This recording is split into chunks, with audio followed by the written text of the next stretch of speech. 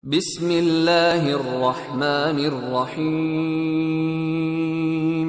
Assalamualaikum warahmatullahi wabarakatuh. Innal hamdalillah nahmaduhu wa nasta'inuhu wa nastaghfiruh wa na'udzu bihi min shururi anfusina wa min sayyiati a'malina. May yahdihillahu fala mudilla lahu wa may yudlil fala hadiya lahu. Asyhadu an la ilaha illallah wa asyhadu anna Muhammadan abduhu wa rasuluh. Allahumma salli ala Muhammad wa ala ali Muhammad, amma ba'd. Ayyuhal mu'minuna rahimakumullah, usikum wa iyaya nafsi bitaqwallah. Faqad fazal muttaqun, haitsu qala ta'ala ya ayyuhalladzina amanu taqullaha haqqa tuqatih wa la tamutunna illa wa antum muslimun. Ya ayyuhalladzina amanu taqullaha wa qulu qawlan sadida yuslih lakum a'malakum wa yaghfir lakum dhunubakum wa may yuti'illaha wa rasulahu faqad faza fawzan 'azima. Muslimin muslimat rahimakumullah, alhamdulillah, puji dan syukur kita panjatkan kehadirat Allah Subhanahu wa taala atas limpahan nikmat dan karunia-Nya. Kita dipertemukan Allah di dalam suasana silatul ukhuwah, persaudaraan karena Allah, persaudaraan karena Islam. Nikmat Islam adalah nikmat yang paling agung. Di dunia ini tidak ada nikmat yang lebih nikmat daripada nikmat Islam. Selain juga ada nikmat untuk dunia kita, ada nikmat sehat yang juga harus kita syukuri. Di antara ulama mengatakan, barang siapa yang pada dirinya ada sehat dan dirinya juga ada Islam, maka sungguh faqad istama'a fihi sayyidu na'imid dunya wa sayyidu na'imil akhirah. Telah terkumpul pada dirinya nikmat dunia dan nikmat akhirat. Karena apa? Nikmat dunia yang paling penting untuk kita adalah nikmat sehat. Dengan nikmat sehat kita bisa berbuat. Dengan nikmat sehat hal-hal yang nikmat benar-benar juga terasa nikmat. Dan nikmat yang paling besar untuk dunia dan akhirat kita adalah Islam. Karenanya kita harus pahami bahwa tidak ada nikmat yang lebih agung, nikmat yang lebih manfaat daripada nikmat Islam. Ya, untuk nikmat inilah dahulu para pendahulu kita mengorbankan apapun, yang penting Islam tetap terjaga. Di antara mereka ada yang mengorbankan hartanya untuk menyelamatkan Islamnya. Sebut saja Suhaib bin Sinan, Abu Yahya sebutannya, Nabi memanggil dengan Abu Yahya. Dia adalah sahabiqur Rum, orang Romawi yang pertama kali masuk Islam. Orang Romawi, kemudian dia datang ke Mekah untuk berniaga, berdagang, sampai kemudian datang Islam di tanah Mekah, dan dia termasuk orang yang awal-awal masuk Islam. Pada saat Nabi perintahkan untuk berhijrah, setelah beliau berhijrah ke Madinah, beliau perintahkan kepada para sahabat untuk berhijrah dari Mekah ke Madinah, maka beliau pun menjual semua asetnya. Kemudian dia tinggalkan rumahnya, otomatis dia tinggalkan mitra-mitra bisnisnya, dia tinggalkan seluruh aktivitasnya, dia bawa semua harta yang dia bisa bawa untuk dibawa ke tempat hijrahnya. Tetapi ternyata belum lagi dia keluar dari Mekah, orang-orang Quraisy Mekah mencegat beliau. Dia katakan, kamu silahkan kalau mau ketemu Muhammad, kalau kamu mau pergi ke Madinah silahkan, kalau kamu keluar dari Mekah silahkan, tapi kami tidak rela kalau kamu pergi dengan membawa seluruh harta kamu. Dahulu kamu datang ke Mekah dalam keadaan miskin, tidak punya apa-apa, lalu kamu sukses bisnis di sini, kemudian terjadilah apa yang terjadi, kamu hendak pergi, maka kami tidak akan membiarkan kamu membawa semua harta kamu. Silahkan kau pergi, tapi tidak dengan semua hartamu. Semua hartamu harus kamu tinggalkan dan kamu boleh pergi. Ketika itu tidak ada pilihan. Sebenarnya ada pilihan secara nafsu. Dia ketika itu ada pilihan. Seandainya dia tetap di Mekah, ngikuti kemauan orang-orang Mekah, dia tetap dengan bisnisnya, dia tetap dengan hartanya, dia tetap dihormati oleh kaumnya. Tetapi itu bukan pilihan beliau. Kalau soal harta bisa terganti, tetapi Islam tidak tergantikan. Maka ketika itu beliau rela meninggalkan semua hartanya. Kemudian dia terseok-seok berjalan ke Madinah dalam rangka menyelamatkan agamanya. Hingga sampai di Madinah disambut oleh Rasulullah sallallahu alaihi wasallam, Rabihal bai' Aba Yahya, Rabihal bai' Aba Yahya. Sungguh perniagaannya menguntungkan wahai Abu Yahya, sungguh perniagaannya menguntungkan. Maka ketika itu Abu Yahya sadar, Suhaib sadar bahwa Nabi mengetahui apa yang terjadi, apa yang dialaminya. Dia heran, ya Rasulullah, saya belum menceritakan kepada siapapun perihal kejadian saya. Bagaimana Anda mengetahuinya? Beliau mengatakan, akhbaroni Jibril. Jibril telah mengkabari aku tentang hal ini. Kemudian turun ayat, wa minan nasi may yashri nafsahu ibtigha'an mardatillah wallahu raufum bil ibad. Dan di antara manusia ada yang menjual dirinya dalam rangka untuk memperoleh keridhaan dari Allah, dan sungguh Allah itu maha menyantuni hamba-hambanya. Hadirin yang dimuliakan Allah SWT, lihat bagaimana beliau mengorbankan semua hartanya. Untuk apa? Menyelamatkan Islam. Ya. Kalau harta bisa diganti, tetapi Islam tidak bisa diganti. Di antara sahabat, bahkan sahabiah, ada yang rela menjual nyawanya untuk Islam. Ada yang rela, bahkan dia adalah awwalus syahidah fil Islam. Sebelum ada kaum laki-laki yang syahid di dalam Islam, sudah ada kaum wanita yang pertama kali syahid di dalam Islam. Dia adalah Sumayyah binti Khayyab. Pada saat dia masuk Islam bersama suaminya Yasir, bersama anaknya Ammar bin Yasir, keluarga Yasir ini semua masuk Islam, dan status mereka ketika itu sebagai budak. Dan majikannya tidak rela mereka masuk Islam. Tidak rela, bukan sekedar membiarkan, tetapi bahkan menyiksa 3 orang ini, menyiksa keluarga Yasir ini. Sembari setiap siksaan diawali dengan ancaman, kamu mau keluar dari Islam atau tidak? Kalau tidak, maka kami akan terus menyiksa. Dicambuk, kemudian juga ditindih dengan batu di padang pasir yang sangat panas, ya. Hingga ketika itu Nabi Muhammad SAW lewat. Dan ketika lewat, Nabi belum punya kekuatan, tidak bisa membantu mereka, pun tidak juga bisa mencegah majikan mereka menyiksa keluarga Yasir ini. Beliau hanya bisa memberikan janji ketika itu, sabran ala Yasir inna mau'idakumul jannah. Bersabarlah wahai keluarga Yasir, sesungguhnya tempat kembali kalian kelak adalah jannah. Bayangkan seandainya ada yang mengalami seperti keluarga Yasir, apa kira-kira komentarnya? Yang mengajak dia tidak bisa membantu, hanya bisa melihat, tidak tersiksa. Nabi ketika itu belum disiksa, tapi ketika itu hanya melihat bagaimana orang-orang disiksa itu. Tetapi lihat, keluarga Yasir tidak kemudian protes, saya gini-gini juga karena kamu, karena ikut kamu. Kamu enak gak disiksa, cuma bisa bilang begitu? Enggak, bukan itu yang diucapkan oleh keluarga Yasir. Bahkan Sumayyah binti Khayyab, apa ketika itu katakan? Dia katakan, asyhadu bi annaka Rasulullah wa inna wa'dakal haq. Saya bersaksi bahwa engkau adalah utusan Allah, dan bahwa apa yang engkau janjikan adalah benar. Maka ketika itu bersiaplah Sumayyah bin Khayyab menjemput ajalnya dalam keadaan menjadi orang yang syahid pertama di dalam Islam. Beliau syahid karena apa? Mempertahankan keislamannya. Jadi kalau soal nyawa bisa ditukar, Allah akan gantikan ia dengan nyawa yang tidak akan pernah ada habisnya, tidak ada matinya.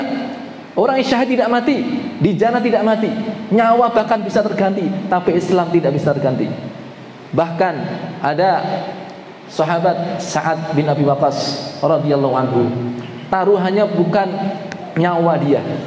Kalau soal nyawa dia itu mudah bagi beliau, ya. Untuk Islam nyawanya tumpah, darahnya tumpah, bagi beliau mudah, ringan. Tapi yang beliau hadapi lebih berat dari itu, karena taruhannya adalah nyawa ibunya. Bagaimana beliau mempertaruhkan ibunya, nyawa ibunya untuk mempertahankan Islam. Jadi ketika beliau masuk Islam, ternyata ibunya menjadi orang pertama yang memusuhi beliau. Beliau tidak ingin anaknya masuk Islam, dan ingin Sa'ad bin Abi Waqqas segera keluar dari Islam, bahkan dengan ancaman berat. Apa ancaman itu? kalau kamu wahai Sa'ad tidak mau keluar dari Islam, saya selama itu pula tidak mau makan dan tidak mau minum. Biarlah orang-orang nanti mengatakan, itu lihatlah Sa'ad yang kononnya dulu itu sangat berbakti kepada ibunya, sekarang lihat dia rela membunuh ibunya, membiarkan ibunya tidak makan tidak minum karena dia tidak mau keluar dari Islam. Ini sungguh merupakan cobaan yang sangat berat.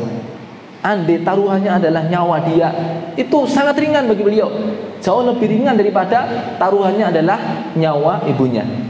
Tetapi kalau yang dipertaruhkan adalah Islam untuk menyelamatkan nyawa ibunya, itu bukan pilihan beliau, karena Islam tidak terganti ya. Islam harga mati, nggak boleh diganti, nggak boleh keluar darinya sedikit pun.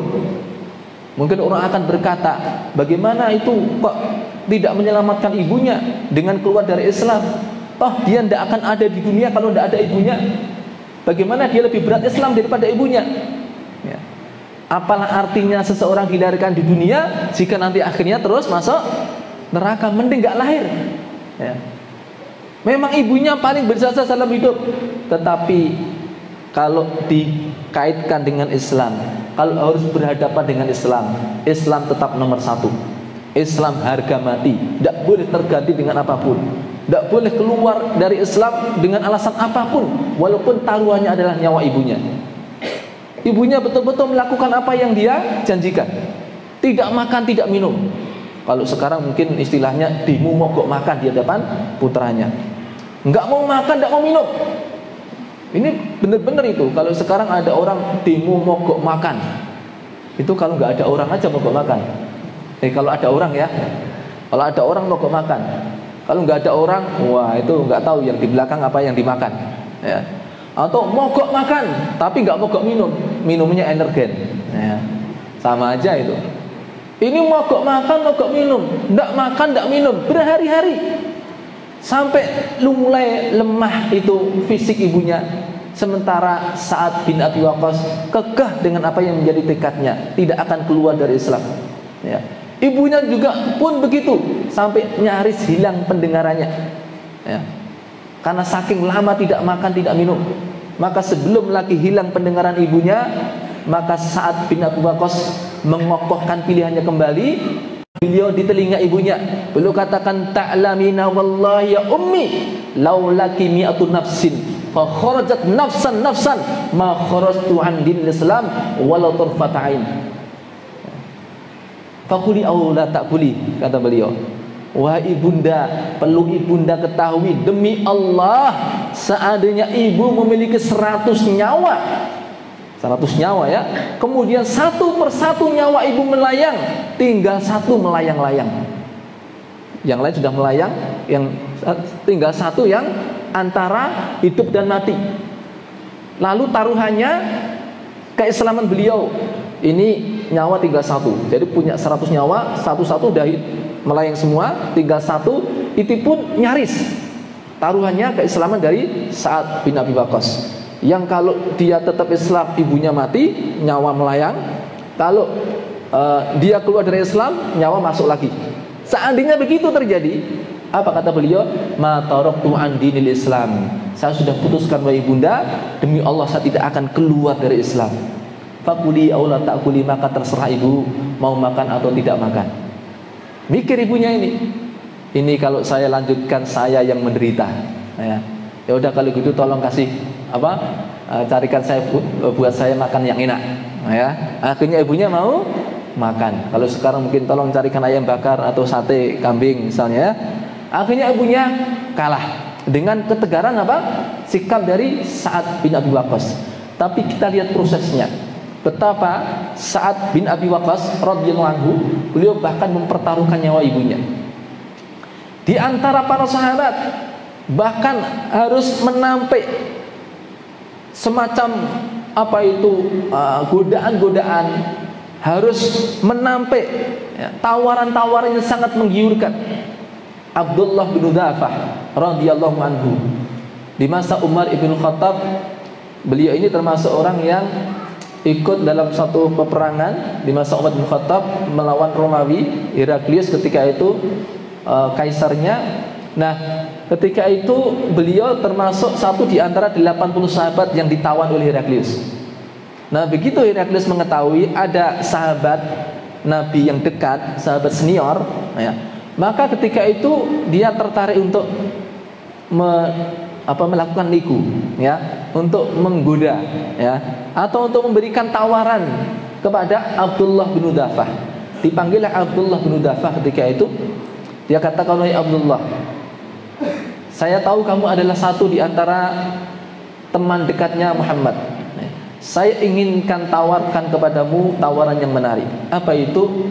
Saya rela memberikan separuh kerajaanku, separuh Romawi, ya, untuk aku berikan kepada kamu dengan syarat mudah saja. Apa itu? Kamu keluar dari Islam, masuk agama Nasrani." Ya. Bayangkan, separuh kerajaan Romawi rela diberikan kepada Abdullah bin Udafah, syaratnya gampang. Gampang tak ya? Kelihatannya gampang banget. Keluar dari Islam, masuk agama Nasrani.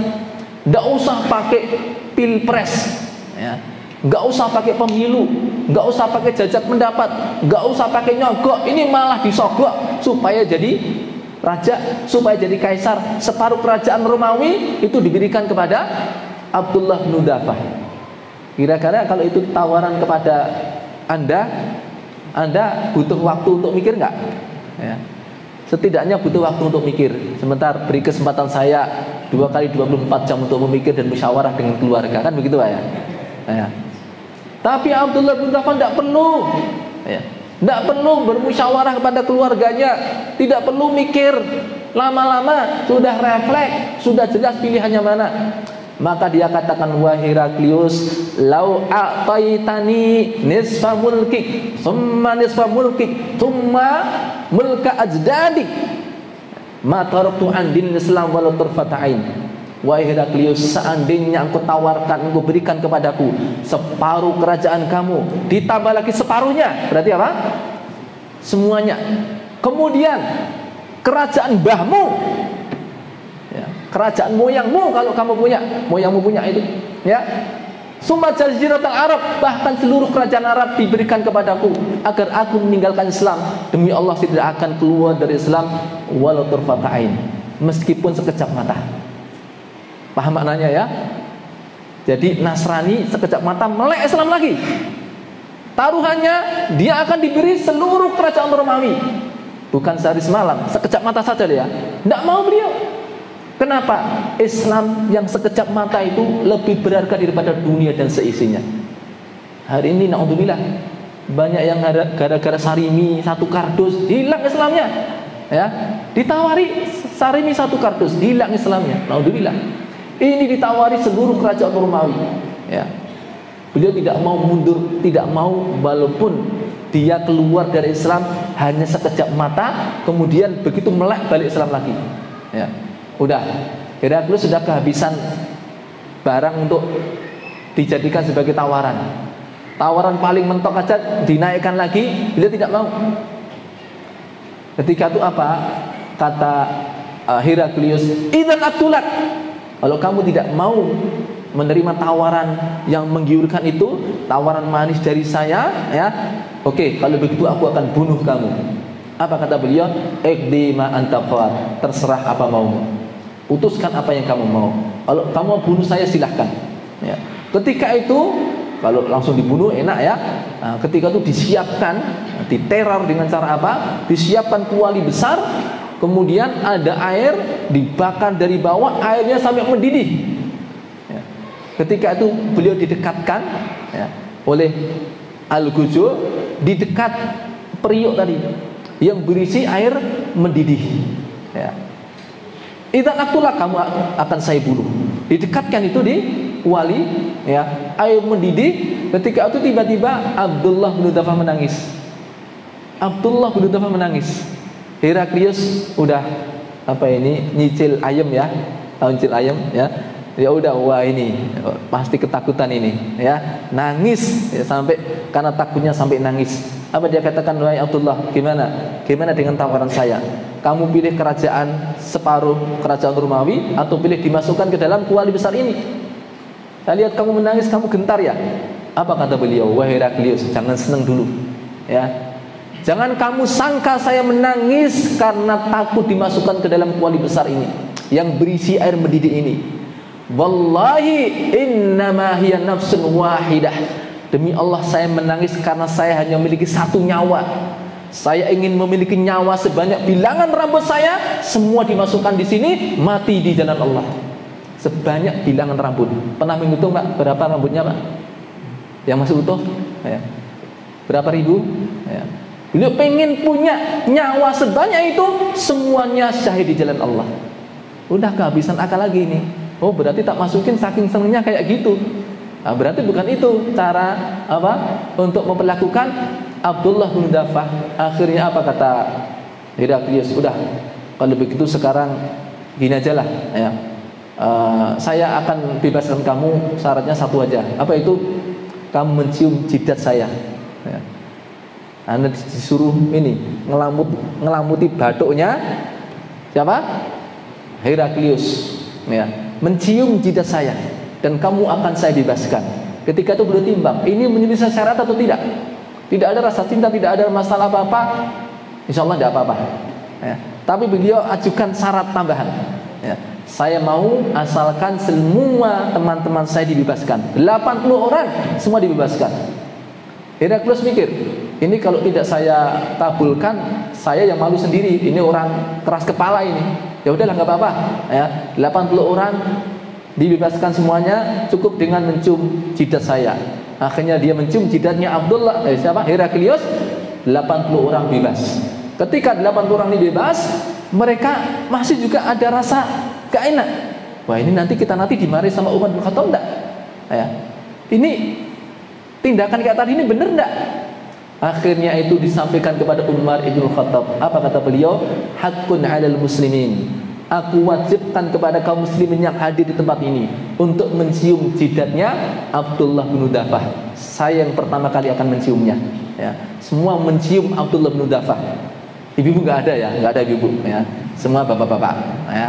Nah, jangan dibayangkan kemudian ibu-ibu datang ya, enggak. Nah, hadirin yang dimuliakan Allah SWT, ini maknanya tanda persetujuan Umar bin Khattab radhiyallahu anhu terhadap sikap dari Abdullah bin Dafah. Ikhwan sadaqallah, inilah sikap mereka terhadap nikmat Islam. Nikmat yang hari ini banyak disia-siakan. Orang tidak mau belajar, ya. Orang tidak mau mengamalkan. Orang malah menyia-nyiakan. Ketika disebut syariat Islam, ya, ketika ada ide bagaimana di antara syariat itu ditegakkan, banyak justru orang-orang yang menolak. Saat dimana dulu para pendahulu kita demikian besar pengorbanan mereka untuk Islam. Itu semua adalah mengikuti apa yang telah dilakukan oleh uswah mereka dan uswah kita seharusnya, Rasulullah Sallallahu Alaihi Wasallam, di mana beliau harus menyelamatkan agamanya meskipun harus keluar dari Mekah. Andai tanah air beliau itu Mekah Al-Mukarramah lebih mulia daripada Islam, tentu beliau memilih untuk tidak pergi. Tentu beliau akan ikuti kemauan orang-orang Quraisy yang penting tetap di Mekah. Tetapi Islam lebih utama daripada tanah air beliau. Meskipun sesuatu yang sangat beliau cintai, tatkala beliau hijrah dari Mekah, di kejauhan beliau membalikkan badannya. Beliau mengatakan, berbisik, beliau bergumam, ya, wahai Mekah, engkau adalah negeri yang paling dicintai Allah, ya, khairu al-ard, sebaik-baik bumi, ya. Beliau katakan bahwa beliau mencintai tanah Mekah. Kalaulah saya tidak diusir, kalaulah bukan keislaman yang harus saya jaga, saya tidak akan keluar dari kamu, ya. Masya Allah, Mekah ditinggalkannya untuk apa? Menyelamatkan keislamannya, ya. Ternyata hadirin yang dimuliakan Allah SWT, apa yang Allah pesankan kita itu, Allah pesankan kepada kita, bukan kita disuruh tinggal di mana, kamu tidak boleh pergi dari tempat bukan. Bukan pula kamu harus bekerja sebagai apa, bukan.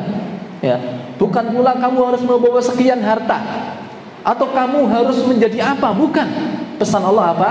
Ya ayyuhalladzina amanu taqullaha haqqa tuqatih wa la tamutunna illa wa antum muslimun.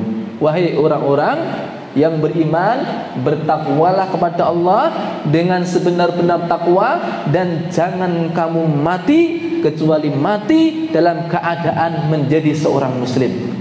Kamu boleh bekerja sebagai apa? Kamu tidak harus mencapai sekian harta. untuk menghadap Allah nanti ketika mati. Kamu tidak harus tinggal di mana, kamu tidak harus berkulit apa, harus mengganteng apa, enggak ya. Bukan itu yang dimau oleh Allah. Tapi pesan Allah, kamu tidak boleh mati kecuali mati dalam keadaan menjadi seorang muslim. Kenapa? Islam harga mati. Yang lain apapun boleh diganti dan akan terganti insya Allah ya. Tetapi Islam tidak bisa diganti.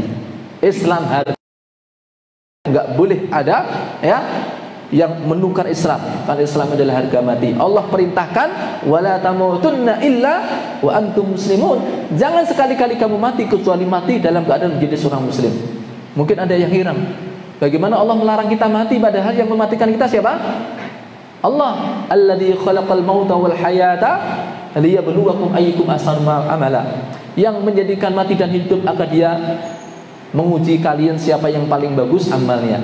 Allah melarang kita mati padahal Allah yang mematikan kita. Apa maknanya?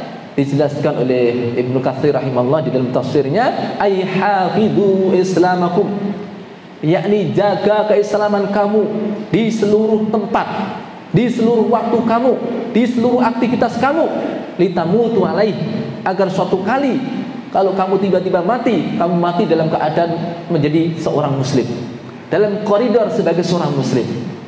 Jadi jangan sampai lepas kehidupan kita itu dari koridor Islam, dalam rangka menjalankan tuntutan Islam, dalam rangka berislam, dalam melaksanakan garis-garis yang telah ditetapkan oleh Islam di seluruh waktu dan di seluruh lini kehidupan kita. Jadi sewaktu-waktu kita mati dalam keadaan menjadi seorang muslim. Lalu beliau menyampaikan suatu kaidah yang sangat penting. Beliau mengatakan, man 'asha 'ala syai'in mata alaihi wa man mata ala syai'in bu'itha alaihi. Barang siapa yang hidup dengan satu cara, maka dengan cara itu pula dia akan mati. Barang siapa yang mati dalam suatu keadaan, dalam keadaan seperti itu pula kelak dia akan dibangkitkan. Ini kaidah yang luar biasa. Banyak di kalangan kita, bahkan semua kaum muslimin, pengen nanti matinya diselenggarakan dengan cara Islam, pengen nanti mati juga dalam keadaan menjadi seorang muslim. Tapi ada yang tidak mau hidup diatur dengan cara Islam. Hidupnya pengennya cara jahiliyah, tapi matinya dalam keadaan Islam. Hidupnya maunya dengan cara-cara manusia ya, bikinan manusia, cara-cara ya yang dirancang oleh orang-orang tanpa pandang bulu, lalu dia ikuti dia. Tapi matinya kemudian pengen apa? Ya, menjadi seorang muslim. Padahal siapa yang hidup dengan satu cara, dengan cara itu pula dia akan mati. Sampai jam berapa ini misalnya?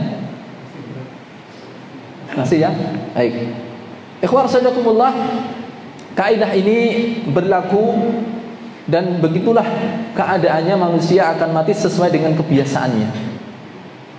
Seorang ulama namanya Muhammad bin Wasi', dia mengatakan, ma min mayyitin illa mutila lahu julasa'uhu fid dunya.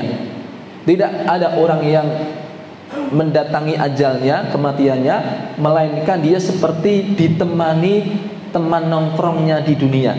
Faqad adraktu rajulan, saya pernah mendapati seseorang, itlukina ilaihi, ketika ditalkinkan kepadanya, ditalkin ketika menjelang wafatnya, kul la ilaha illallah, katakan la ilaha illallah. Faqala, apa katanya?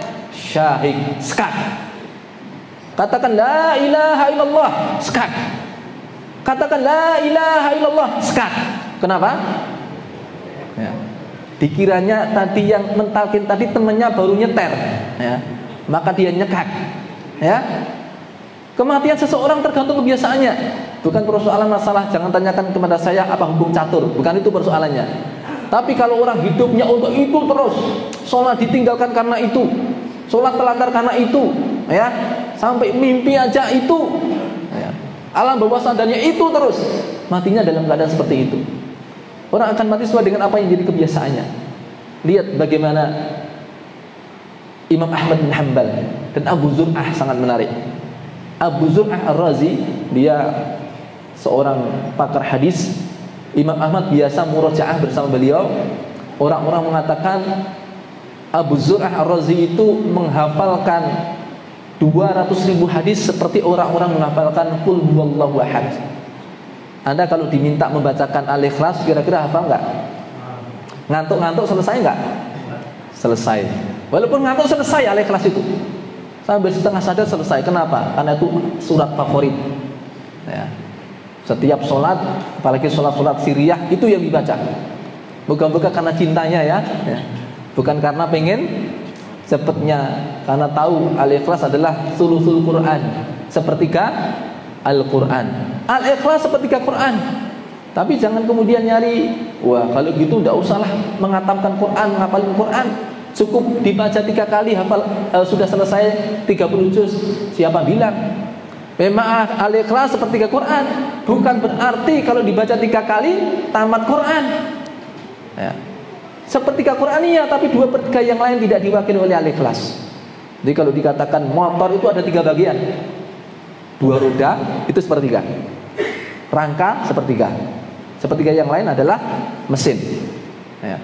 Kalau Anda punya 2 roda, Anda punya sepertiga motor. Tapi kalau Anda punya 2 roda dikalikan 3, 6 roda. Punya motor belum? Belum, mungkin jualan roda. Ya. Belum punya motor. Ya. Jangan enak kemudian wah dibaca 3 kali khatam Quran, belum. Ya. Al-Fatihah bahkan tidak bisa digantikan dengan Al-Ikhlas. La sholata liman lam yaqra' bi Fatihatil Kitab. Tidak ada salat bagi yang tidak membaca Al-Fatihah. Tidak bisa digantikan Al-Ikhlas, ya. Baik. Jadi Anda akan mampu menghafal Al-Ikhlas walaupun dalam keadaan ngantuk. Artinya apa? Abu Zur'ah Ar-Razi seandainya kondisi ngantuk-ngantuk setengah sadar, disuruh membacakan hadis yang dia hafal 200.000 hadis, itu jalan lancar. Saking kuatnya hafalan beliau. Lihat bagaimana ajal beliau. Suatu kali ya, murid-muridnya dan sahabatnya kumpul ketika menjelang ajal beliau, sudah kelihatan tanda-tandanya. Mereka itu bingung bagaimana cara mentalkin beliau ini. Murid-muridnya segan kalau misalnya gimana kita mentalkin guru kita ini, ya. Ada yang usul, udah kita talqin aja dengan kalimat la ilaha illallah, laqinu mautakum bila ilaha illallah. Talqinkan orang yang tidak mati di antara kalian dengan kalimat la ilaha illallah. Yang lain jawab, apa kita enggak segan sama guru kita? Nanti jangan-jangan kalau kita talqin guru ucapkan la ilaha illallah, saya masih sehat. Jangan-jangan begitu. Ya, kok kamu pengen saya segera mati toh? Nah, enggak enak kalau ternyata belum saatnya.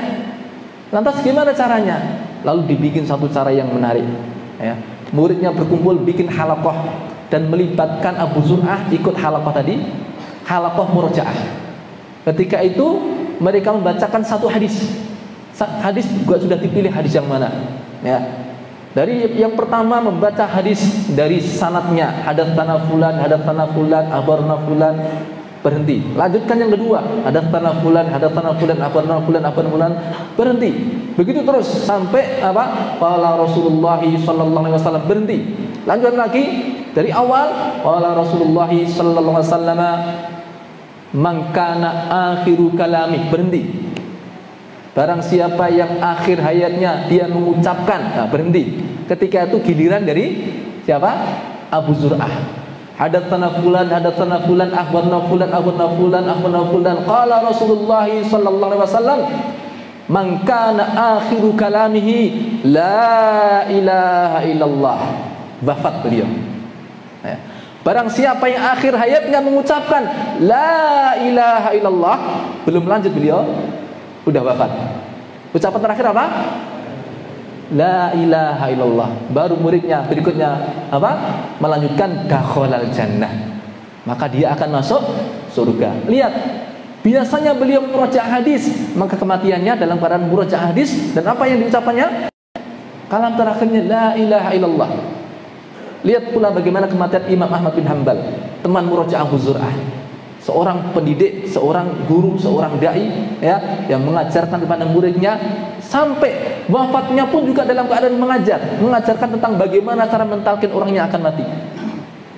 Beliau ketika itu ditalkin sebelum wafatnya itu katakan la ilaha illallah, belum ucapkan la ilaha illallah. Oh, masih bernafas, belum mati, ya. Katakan la ilaha illallah, belum ucapan lagi la ilaha illallah. Ditengok, oh masih bernapas. Katakan lagi la ilaha illallah. Apa kata beliau? Jangan seperti itu kalian mentalkin orang. Cara mentalkin tidak seperti itu. Kalau saya sudah mengucapkan la ilaha illallah, sudah kalian diam. Ya. Tidak usah nyuruh-nyuruh lagi, berat. Ya. Kecuali kalau saya ngomong lain yang selain itu, maka kalian boleh mentalkin lagi. Jadi begitu caranya. Ya. Ulangi. Ya. Ulangi caranya. Ya. Tidak diungkapkan tapi ada isyarat itu. Maka kemudian mereka katakan la ilaha illallah. Setelah itu beliau ucapkan la ilaha illallah. Tak lama kemudian beliau wafat. Ya.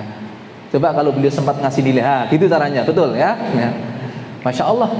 Jadi wafatnya masih sempat mengajarkan bagaimana cara mentalkin dengan benar, praktek langsung. Oh, ya. Ini kematian orang-orang yang dengan kematian yang sangat indah. Ya. Akan tetapi orang-orang yang dia ahli maksiat, hidupnya, cara hidupnya bukan dengan cara Islam, ya, maka kita juga melihat bagaimana kematian mereka sebagaimana ketika kebiasaan hidupnya. Man 'asha 'ala syai'in mata 'alaihi wa man mata 'ala syai'in bu'itsa 'alaihi. Barang siapa yang hidup dengan satu cara, maka dengan cara itu pula dia akan mati. Barang siapa mati dalam satu keadaan, dalam keadaan seperti itu pula dia akan dibangkitkan. Ketika Allah berfirman, ya ayyuhalladzina amanu taqullaha haqqa tuqatih wa la tamutunna illa wa antum muslimun. Wahai orang-orang yang beriman, hendaklah kalian bertakwa kepada Allah dengan sebenar-benar takwa, dan jangan sekali-kali kamu mati kecuali mati dalam keadaan menjadi seorang muslim. Maknanya sesegera mungkin kita kemudian melihat pada diri kita mana bagian kehidupan kita yang belum Islam, lini mana yang belum Islam, waktu-waktu harian mana yang kita belum menjadi seorang muslim. Kan ada di antara manusia, dia walhamdulillah di masjid sudah menjadi seorang muslim, beribadahnya hanya kepada Allah Subhanahu wa taala, menggunakan cara yang telah Allah gariskan, mengikuti sunnahnya Rasulullah sallallahu alaihi wasallam. Tetapi mungkin di dalam berjual beli belum menjadi seorang muslim, belum Islam cara jual belinya. Mungkin dalam mendidik keluarganya, hidup berkeluarga belum menjadi seorang muslim. Atau mungkin di dalam bergaul bermasyarakat juga belum menjadi sebagaimana seorang muslim harusnya bergaul dengan masyarakat. Kita teliti semua, seluruh lini kehidupan kita, juga di seluruh waktu kita, sampai semuanya dalam keadaan menjadi seorang muslim. Artinya ketika kita dapati ada yang belum menunaikan tuntutan Islam di bagian lini kehidupan kita, segeralah kita untuk berhijrah dari jahiliyah kepada Islam, dari kemaksiatan kepada ketaatan. Hijrah dengan pengertian manhajarusu, orang yang meninggalkan keburukan. Yakinlah bahwasanya ketika kita meninggalkan sesuatu karena Allah, man taraka syai'an lillah awadahullahu khairan minhu. Barang siapa yang meninggalkan sesuatu karena Allah, maka Allah akan menggantikan untuknya dengan sesuatu yang lebih baik. Ya. Orang-orang yang berhijrah di kalangan para sahabat, kemudian nasib mereka betul-betul baik, tidak kemudian berubah menjadi buruk. Kita lihat bagaimana Utsman bin Affan, beliau berpindah, berhijrah dari Mekah ke Madinah, akhirnya tetap saya menjadi orang yang kaya raya. Abdurrahman bin Auf, dia tinggalkan hartanya juga di Mekah. Di Madinah, Allah kemudian berikan kemudahan bagi beliau menjadi orang yang betul-betul sangat kaya. Ya. Utsman, siapa lagi tadi? Abdurrahman bin Auf, hartanya luar biasa. Utsman bahkan sampai sekarang, ya, di antara sebab hijrah keberkahan kepada beliau hingga beliau menjadi orang kaya di Madinah, berinfak. Bahkan sampai sekarang Utsman bin Affan tetap berinfak. Di Madinah ada hotel, namanya Hotel Utsman bin Affan, dibangun dari uang yang diambil dari rekening atas nama Utsman bin Affan. Utsman bin Affan yang mana? Utsman bin Affan radhiyallahu anhu, khalifah yang ketiga. Itu Bagaimana bisa ada nomor rekening Utsman bin Affan? Ya, jadi sejarahnya dahulu ketika Utsman bin Affan radhiyallahu anhu, beliau membeli sumur dari seorang Yahudi di Madinah yang kemudian beliau wakafkan. Dari situ kemudian beliau juga membeli tanah di sekitarnya untuk perkebunan. Hasilnya itu disedekahkan. Terus begitu kemudian berkembang ya, sampai saat ini jadi proyek-proyek dari hasil milik kebunnya Utsman bin Affan, dibikinlah kemudian nomor rekening atas nama Utsman bin Affan. Ya. Sebagian dikelola, sebagian lagi diinfakkan. Itu terus sampai sekarang ini. Masya Allah, sampai sekarang Utsman bin Affan masih bersedekah, kaya raya begitu rupa ya. Maka jangan khawatir ketika kita berhijrah, misalnya jual belinya masih riba, tinggalkan. Kalau kita tinggalkan riba, Allah ganti yang lebih baik, lebih berkah ya. Kalau mungkin cara mendidiknya masih mungkin kurang perhatian kepada anak-anaknya, bagaimana seharusnya Islam mendidik anak-anaknya, tadi saya sampaikan juga dalam khutbah, maka segera hijrah, bagaimana bisa mendidik anaknya dengan kebaikan-kebaikan. Dan terakhir hadirin yang dimuliakan Allah SWT, tentu kita masih ada kurangnya. Kita diperintahkan Allah untuk bertakwa kepada Allah mastata'na, sesuai dengan kemampuan kita, dan kita menutup kekurangan-kekurangan apa yang kita mampu. Kalau kita menjadi seorang muslim, tentu terus berproses bagaimana menjadi muslim yang baik, untuk belajar tentang Islam kita sampai kita tahu nanti mana-mana yang belum Islam dalam kehidupan kita. Kemudian kita juga setelah mengamalkan, berdakwah dengan apa yang kita bisa. Mus'ab bin Umair ketika beliau masuk Islam, maka beliau kurbankan atribut di belakangnya, bahkan beliau sampai diboikot keluarganya yang tadinya dikenal sebagai pemuda yang sangat tampan dan sangat wangi, itu parfumnya ya. Dulu Mus'ab bin Umair itu saking wanginya, saking kayanya, parfumnya itu parfum yang luar biasa mahalnya. Orang-orang kalau mendapati di suatu jalan dia mencium aroma parfum tapi tidak ada orangnya, nah itu udah ketahuan, ini barusan Mus'ab bin Umair lewat sini. Orangnya nggak ada, parfumnya masih ketinggalan aromanya. Kalau sekarang kan orangnya nggak ada tapi masih ketinggalan bau keringatnya ya. Wah, ini bau keringatnya si fulan ya. Tapi ini aroma wanginya masih ketinggalan ini Mus'ab bin Umair. Tapi begitu dia masuk Islam, diboikot oleh keluarganya sampai dia hanya mengenakan pakaian yang sangat kasar. Bahkan beliau kemudian mendedikasikan umurnya, masa mudanya untuk berdakwah ke Madinah. Beliau yang membuka jalan ketika itu berdakwah di Bani Asyal, di Madinah. Hingga kemudian orang masuk Islam secara berbondong-bondong karena pengorbanan. Maka bagi yang diberi kemampuan ilmu, berkorbanlah untuk Islam, hidup untuk Islam, berdakwah ya. Bagi yang diberi kelonggaran harta, dia tidak memiliki waktu ataupun mungkin ada kesulitan, hambatan untuk berdakwah, maka berdakwah dengan hartanya. Bapak-bapak, alhamdulillah ada di sini yang memfasilitasi ya. Ada dai-dai yang akan berangkat untuk berdakwah di pedalaman selama Ramadan ya. Dengan Anda mensuplai ataupun berpartisipasi untuk dakwah, itu artinya Anda juga sudah berdakwah. Man jahza ghaziyan faqad ghaza. Barang siapa memberikan bekal untuk orang yang berjihad, maka dia telah berjihad. Sama saja orang yang mempersiapkan bekal untuk orang yang berdakwah, maka dia juga telah berdakwah ya. Man dalla ala khairin falau mithlu ajri fa'ilih. Orang yang menunjukkan jalan kepada kebaikan, maka dia dianggap sebagai orang yang melakukan kebaikan. Jenis kebaikan apa yang dia bisa berpartisipasi di situ, kebaikan itu juga dia dapatkan. Andai nanti ada orang yang mendapat hidayah dengan dakwah-dakwah tadi, ada orang yang tadinya belum Islam menjadi Islam, atau ada orang yang tadinya ahli maksiat menjadi ahli taat, atau ada yang tadinya malas kemudian bersemangat di dalam menjalankan ketaatan kepada Allah, maka ya, siapapun yang berderma untuk itu semua mendapatkan pahala dari semua amalan orang-orang yang menjadi objek dakwah tadi ya. Dan jangan kita takutkan kalau sekali lagi orang kalau dia sudah berjuang untuk Islam, Allah akan ganti yang lebih baik. Gak ada ceritanya orang yang bersedekah itu kemudian menjadi apa? Orang bersedekah kemudian menjadi ya, bangkrut, gak ada. Dan bahkan belum ada ceritanya ada orang yang bangkrut gara-gara overdose sedekah. Pernah dengar? Si fulan bangkrut kenapa? Overdose sedekah. Nggak ada. Ceritanya nggak ada. Bahkan Abu Bakar As-Siddiq pernah menginfakkan seluruh hartanya di perang Tabuk. Umar bin Khattab mengatakan, kalau ada peluang, kalau ada ceritanya Umar bin Khattab mengalahkan Abu Bakar As-Siddiq, inilah saatnya.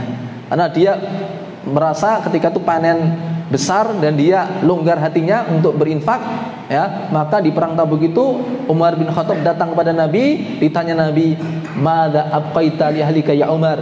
Kamu tinggalkan apa yang di rumah wahai Umar? Beliau katakan, "Mislahu." Aku tinggalkan untuk keluargaku semisal apa yang aku bawa. Semua harta miliknya dibagi dua, yang satu bagian ditinggalkan keluarganya, satu bagian diinfakkan semuanya.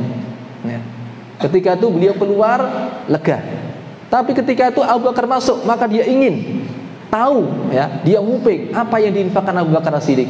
Begitu ditanya Rasulullah, "Ya Abu Bakar, madza abqaita li ahlik?" Apa yang kamu tinggalkan untuk keluarga kamu wahai Abu Bakar? Beliau katakan, "Abqaitu lahum Allah wa rasulahu." Aku tinggalkan untuk mereka, ya, keyakinan kepada Allah dan Rasulnya. Kalau harta semua saya bawa, harta semua dibawanya. Apakah kemudian jadi miskin? Enggak. Allah limpahkan kekayaan kepada Abu Bakar Siddiq. Tidak ada harta yang lebih bermanfaat, ya, di jalan dakwah Rasulullah melebihi hartanya Abu Bakar Siddiq. Ya. Tidak kemudian menjadi miskin, tidak. Walaupun saya tidak berarti menyarankan antum untuk bersedekah semua harta, ya. Ya, karena tawakal kita tidak sama dengan tawakalnya Abu Bakar As-Siddiq. Beliau pelong gitu aja. Nanti kalau saya mengharuskan antum bersedekah semua hartanya, nanti malam-malam antum nunggu kembaliannya kan, ya, sampai besok pagi kan. Oh, nanti kalau ternyata nggak kembali semuanya, apa kesimpulannya? Wah, saya ditipu Ustadz, gitu kan, ya. Katanya, ya, mana qasad shadaqatu mimal, harta tidak berkurang dengan disedekahkan. Nyatanya ini malah saya jadi bangkrutkan, begitu kan, ya. Keimanan kita tidak seperti keimanan Abu Bakar As-Siddiq. Tapi ala kulli hal menjadi contoh bahwa dengan sedekah tidak akan bangkrut. Bahkan Nabi berjanji sedekah tidak akan berkurang, harta tidak berkurang dengan disedekahkan. Percaya, Pak? Harta tidak berkurang dengan disedekahkan, percaya enggak? Percaya. Semua percaya kan? Anda punya uang 1 juta, diinfakkan 200.000, berkurang tidak? Loh, kok jadi ragu? Tadi mantap loh, ya, tidak berkurang. Nah, ya. Setelah saya sampaikan 1 juta 200.000 untuk infak, berkurang tidak? Loh, kok jadi berkurang? Gimana kok jadi ganti? Tidak berkurang. Kenapa? Karena harta sesungguhnya yang kamu miliki yang 200.000 itu milik Anda sesungguhnya. Ya. Yang 1 juta masih di kantong belum menjadi milik Anda, dan belum tentu menjadi milik Anda. Milik manusia ada 3 kata Nabi. Apa itu? Apa yang dimakan kemudian habis. Dimakan habis. Setelah habis ya sudah, tidak ditengok lagi. Wah, saya beli mahal kok jadi kotoran. Enggak kan? Udah habis. Apa yang dipakai kemudian usang. Ya. Bapak-bapak punya berapa setel pakaian? Ibu punya berapa setel pakaian? 50. Apa iya? Yang dipakai berapa setel? 1 setel saja itu yang dimilikinya. Sekarang yang kita miliki, yang saya pakai ini, yang di rumah, yang di almari, bukan milik kita. Wong kita tidak pakai, kecuali 50 setel dipakai semua. Ya, orang gila malah. Ya. Punya berapa sepatu? 200 pasang sepatu, apa iya? Ya. Yang dipakai berapa pasang? Sepasang saja, itu miliknya. Yang lain bukan miliknya. Kecuali 200 pasang dipakai semua, renteng ke belakang. Nanti kalau mau belok, stand kanan tapi beloknya kiri, ya. Nah, ada orang bilang saya punya emas segede laptop. Apa iya? Bagaimana kamu mengelolanya? Saya simpan sampai kapan? Sampai mati. Terus apa mananya punya emas segede laptop? Tidak dinikmati, ya. Tidak pula disedekahkan. Tidak pula dipakai ketika resepsi. Ada yang resepsi pakai emas kalungnya segede ini, ya. Itu lehernya bisa, ya, ketarik itu, ya. Ya. Itu yang kedua, ya. Yang ketiga, apa yang kamu sedekahkan itu yang menjadi milikmu selamanya. Yang lain belum tentu menjadi milikmu. Yang kamu sedekahkan menjadi milikmu selamanya. Ya. Apa kata Hatim bin Al-Asam berguru kepada Syakir Al-Balkhi selama 33 tahun mendapat 8 faedah. Satu faedah yang beliau katakan, inni nadartu ilal khalqi, aku perhatikan rata-rata manusia, kullama indahu syai'un lahu qimah habidahu, kalau dia punya sesuatu yang berharga dia akan menyimpannya supaya tidak hilang. Ibu-ibu punya emas gitu ya, disimpan di kotak kecil. Kotak kecil ada kuncinya. Kotak masukkan laci, laci dikunci, laci di dalam almari, almari dikunci, almari dalam kamar, kamar dikunci, kamar dalam rumah, rumah dikunci, depan rumah ada pagar, pagar dikunci. Masih ada satpam juga, ya. Ada juga anjing penjaga juga malah. Ya. Berapa lapis penjagaan tadi? Kunci laci, kunci kotak, kunci laci, kunci almari, kunci kamar, kunci rumah, kunci pagar, satpam. Berapa? 7 lapis. Hilang nggak akhirnya? Akhirnya hilang, ya. Entah dicuri tuyul, ya, atau tuyul kepalanya hitam, ya, atau mungkin karena kepepet butuh. Kalau orang Jawa bilang ada istilah punya gawe mantu. Mantu itu sing diiman-iman metu, ya. Yang disayang-sayang keluar juga akhirnya. Disimpan lama akhirnya keluar juga. Atau ketika dia meninggal harus tinggalkan dunianya. Maka kata beliau, kemudian aku memperhatikan firman Allah Ta'ala, ma'indakum yanfad wa ma'indallahi baq. Apa yang ada pada sisi kamu sirna, dan apa yang ada di sisi Allah kekal selamanya. Fa kullama 'indi syai'un lahu qimah, maka setiap kali aku memiliki sesuatu yang berharga pada diriku, aku persembahkan untuk Allah agar dia menjadi milikku selamanya. Jadi kalau ada yang sayang harta, bisa Pak, harta dibawa mati bisa. Siapa bilang tidak bisa? Bisa enggak? Harta dibawa mati? Bisa, titipkan kepada Allah, ya.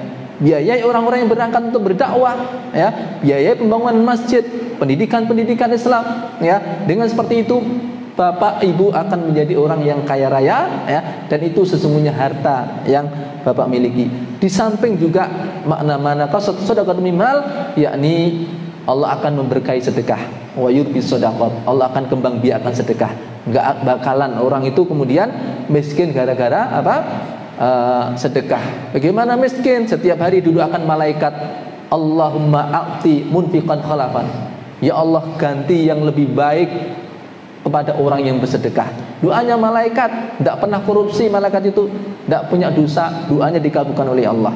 Maka Bapak Ibu yang dimuliakan Allah SWT, kita setelah sadar dan kemudian atau bahkan dari kecil sudah Islam, kemudian timbul kesadaran bagaimana kita jaga keislaman kita lestarikan keislaman kita, dan kita optimalkan bagaimana seorang muslim dalam seluruh lini dan waktu kita.